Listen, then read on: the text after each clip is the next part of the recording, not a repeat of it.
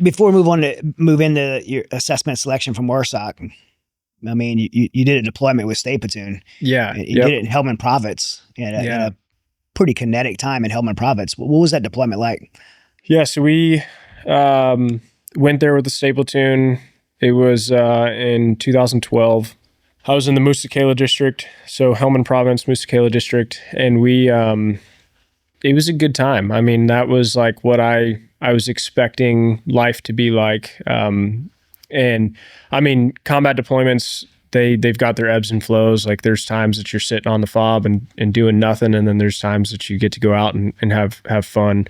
It was really cool being in a sniper platoon though, because we were in 8-man teams and we would get attached to the line companies. So like the infantry companies, I was actually attached to Echo Company most of the time.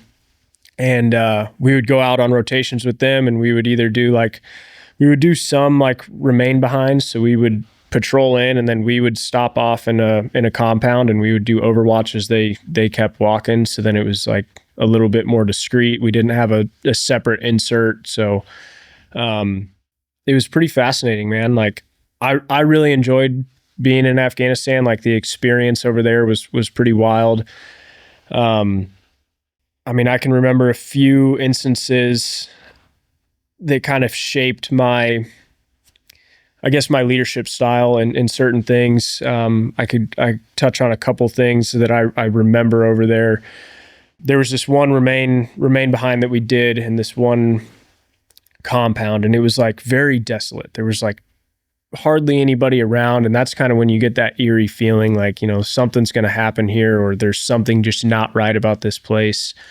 We ended up making entry, me and 2 other guys, into this compound, and like we get in there and there's the infamous like yellow jugs just stacked everywhere. And I was like, oh my God, like we're in a IED facility or something crazy like that. Turns out those things were just filled with water, but we ended up going up, getting on the roof and like scanning this whole area. We were probably several clicks away from the Jackson blimp, which was down in Sangin, and Sangin was a hellhole. Sangin was a hellhole. Yeah, like especially all the time. 2011, 2012. Yeah, and I mean, we could hear all their contact like all the time going on over there, bombs being dropped and whatnot, and like, I mean, we could see the Jackson blimp from over there, from where we were. So we were super far south in the district, and so. Anyways, I'm watching the squad patrol. They're doing their thing, and then there was this crazy alleyway that I got the heebie-jeebies looking at, and I told the platoon, I was like, hey, when you come back to link up with us, like, do not come down this alleyway. And they're tired, they're angry, they're hungry, they just want to get back, and that was the path of least resistance. And these. I mean, as much as we talk crap on the Taliban or whoever we're fighting over there, they're smart. They know where we want to go. They know when we get tired and lazy. And I told him, like, don't go down there. But I'm talking to the squad leader. I'm a Lance Corporal at the time, and he's like, screw you, man. We're going where I say we go. And they just kept walking, and they come down that alleyway, and we ended up setting up initial security for them. For the HLZ, where we were going to all link up and get picked up. And it was probably the 4th man carrying a 240, passes right through this choke point and steps on an IED. And I'm like watching them right at this, and just pink bomb goes up, IED, improvised explosive device. And I was like, I mean, it was huge. Like the explosion was massive. And I was like, oh my God, like, here we go. Like, here comes the ambush, waiting for it, waiting for contact. Like, everything was super calm. They ended up taking care of the casualty. He was a double amp. Luckily nobody died on that, but I just remember like leadership not wanting to listen to junior Marines or whatever the case was. Like, why wouldn't you just listen to me? Like, I've been here gaining pattern of life for this entire time. Like, just take 10 steps to the side and go down this other pathway. But like that kind of part of that deployment was really bugged me. So I got a little bit more aggressive as things went along, and was like very stern on my my directions if I was going to be the one talking. As a pig, I was on glass all the time instead of on a gun. So I was a spotter for pretty much everything, which actually was really cool because we had another engagement out there. This was probably the highlight of my deployment. I mean, it was the highlight of my deployment. Line platoon pushed out. We got on Overwatch. We're up there. I had a sniper on my right and my left. And I see this group of 9 individuals out there. And it was like 7 to 9 guys. And I ranged them. They were all on like ICOMs, the walkie-talkies and stuff. And I was like, they're huddling. They're getting ready for something.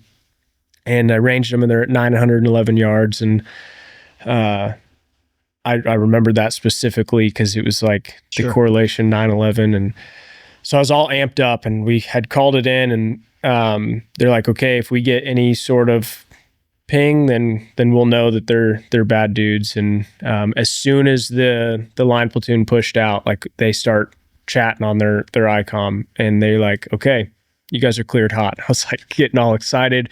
I made the wing calls. I was like, you're gonna hold this, you're gonna hold this.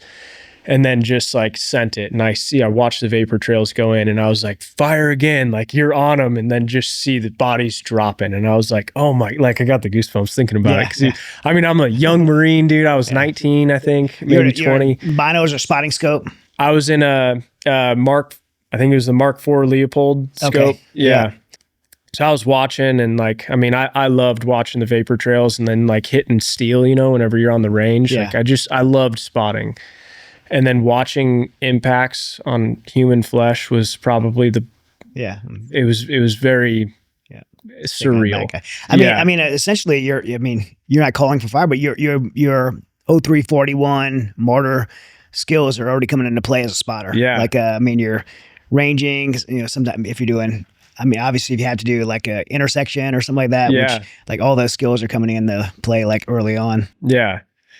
Yeah, so it was really cool, man. So we took out a few of those dudes, and like just watching the rest of the time, like that the line platoon pushed out, but we were engaging up here, and then those guys would try to come out and like drag their buddies back, and then we would continue to engage. We ended up having another conflict. Those guys were pinned down by a single sniper, and we actually found that sniper on that same operation, and he was super far away. So we were kind of lobbing pretty much indirect fire at that, because we were shooting the M110 SAS 7.62. So it was like, I mean, if anybody was a sniper, they know that gun in particular did not hold a very tight group, especially when you push it out that far. I mean, 7.62 is not very effective past, I would say, 900 yards. It starts to get transonic and starts to wobble a bit, but we were sending them. So we ended up at least getting them to the point where they could move. That day, like we called in a bunch of HIMARS and like dropped bombs, and Apaches were doing their thing. So it was like a full blown like movie scene that I was watching all over the place. And so that was like the highlight of my deployment right there.